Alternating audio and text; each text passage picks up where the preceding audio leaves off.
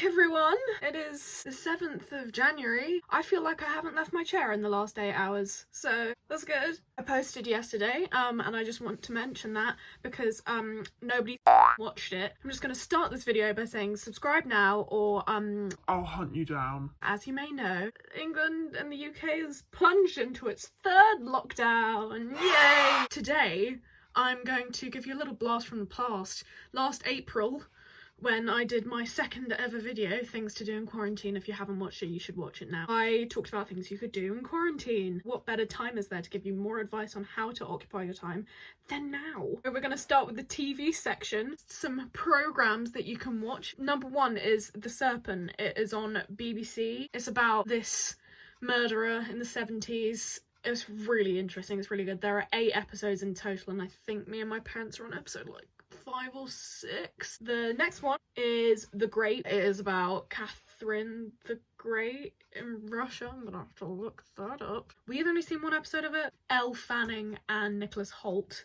and it is very, very good so far. Number 3, a little blast from the past. If you haven't seen Normal People by now, watch it. It's very good. Number 4 is Whitechapel, which actually came out years ago, but I think it's all on Netflix now. It's all about murders in London. There are 5 seasons, I think. It's really good, like one of my favourite programmes I've ever seen. Number 5 is The Witcher. I have multiple feelings about The Witcher. I'll be honest, I watched all of it because of Henry Cavill. I think there were 8 or 9 episodes, and I think until episode 6 I had no idea what was going on. I was enjoying it, but I had no idea what was going on. Erin tells me that she didn't have that problem and that it's just me, so you might think it makes perfect sense. And number 6 is Harlots. It's about prostitutes in London. It's set in 1763 and it follows the brothel owner called Margaret Wells. There's a lot of sex scenes in it. Moving on to your film suggestion. Yeah. Number 1, Legend, starring Tom Hardy playing a pair of twins in London in the 1960s.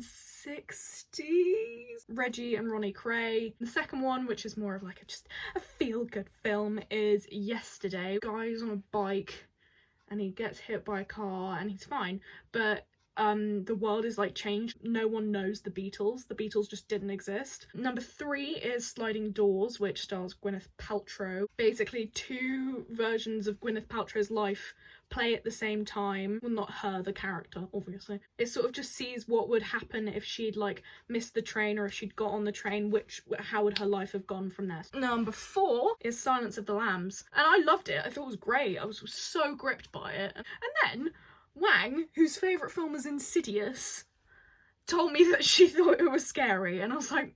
And then number 5, of course, is the wonderful Forrest Gump. What a good film. Moving on from that, I'm going to give you some book suggestions. Number 1 is, if you are interested in Greek mythology, Troy by Stephen Fry is the 3rd in a series, and you don't need to have read 1 and 2 to have read 3. I did. The second one, if you like poetry, I would recommend Swimming Lessons by Lily Reinhart, which was pretty good, and it's got some funky drawings in it. I mentioned this in my big book haul video that if you haven't watched, you should go and watch it now. Women Don't Owe You Pretty by Florence Given, which was given to me by Miss Mayara Wang. It is feminist literature here, and it was really good. It did what it said on the tin. The book I will always recommend to my friends is A Little Life by Hanya Yanagihara. It is the best book I have ever read. Now some fun albums to suggest. Number 1, Vices and Virtues by Panic at the Disco. I mean, everyone probably knows it, but Teenage Dream, the whole album by Katy Perry, is a pop masterpiece. Wonder by Shawn Mendes.